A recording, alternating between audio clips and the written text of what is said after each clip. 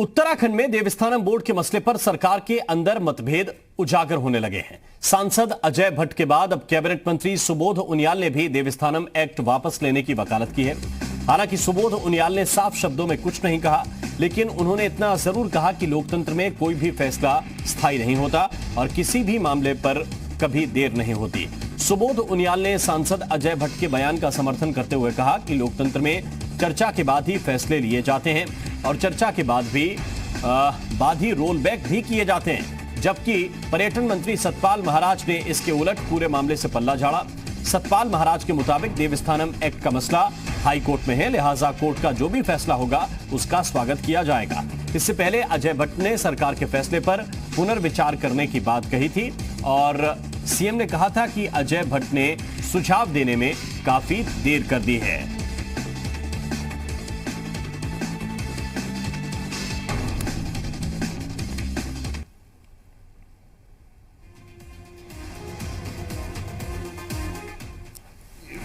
अजय भट्ट जी का बयान मुझे भी पढ़ने को मिला और मुख्यमंत्री जी का बयान नहीं पढ़ा कि उन्होंने कहा अजय भट्ट जी ने बोलने में देरी कर दी।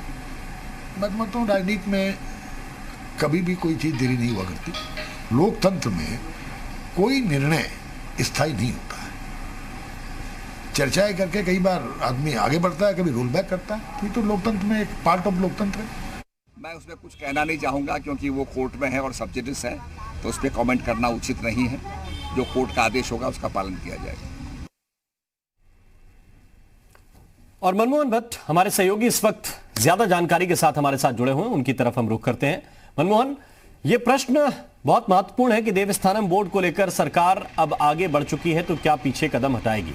क्योंकि दोनों वरिष्ठ नेता हैं, चाहे सांसद अजय भट्ट हो, पूर्व प्रदेश अध्यक्ष भी हैं, और कैबिनेट के साथी मुख्यमंत्री के सुबोध उनियाल, वो भी कह रहे हैं कि किसी चीज में देर नहीं होती लोकतंत्र में और चर्चा के बाद फैसले लिए भी जाते हैं और वापस भी किए जाते हैं। क्या मायने हैं इसके?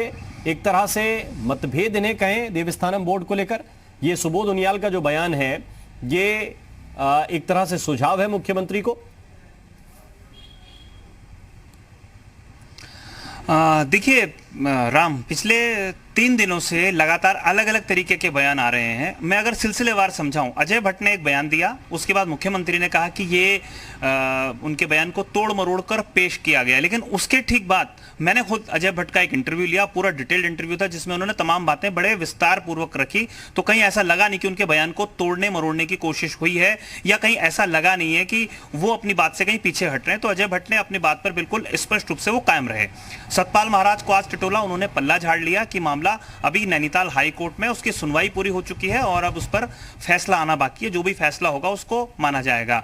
उसके बाद सुबोध उनियाल कहते हैं कि कोई भी फैसला देर से नहीं लिया जाता, कोई भी फैसले में देर नहीं होती और लोकतंत्र की यह खूबी है जिसमें कई सारे फैसले लिए जाते हैं और उसके बाद उनका रोल बैक भी होता है, फैसले वापस भी लिए जाते हैं।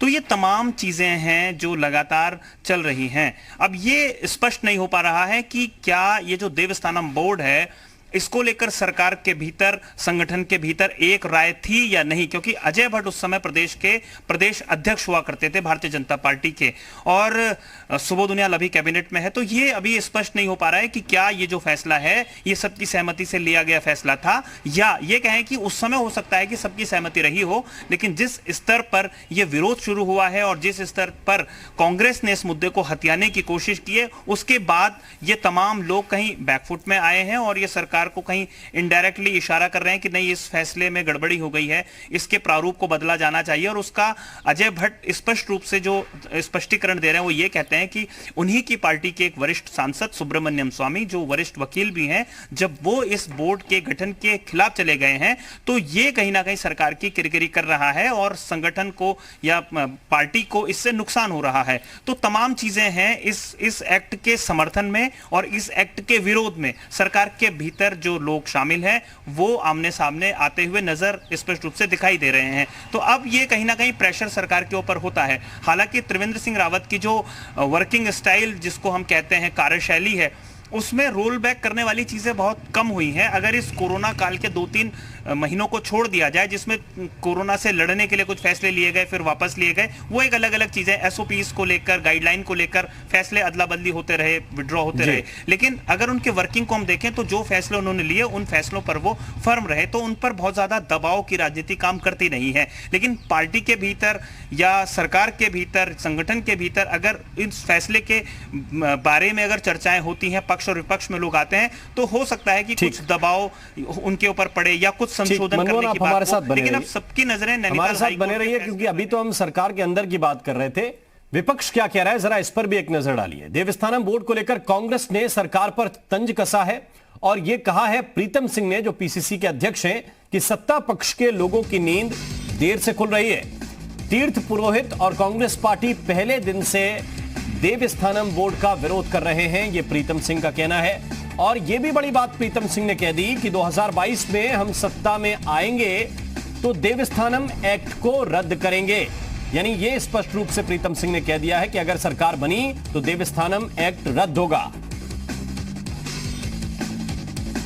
श्राइन बोर्ड का मसौदा विधानसभा में आया था तो तीर्थ पुरोहित, हक हकूकदारी और स्थानीय लोग उसका पुरजोर विरोध कर रहे थे। हमने सदन के अंदर भी, सदन के बाहर भी जो है इसका विरोध करने का काम किया है।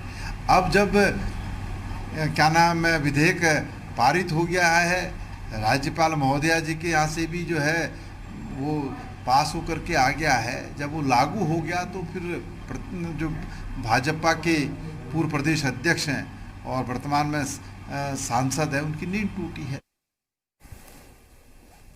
तो ये कह रहे हैं प्रीतम सिंह की नींद देर से टूट रही है सत्ता पक्ष के लोगों की।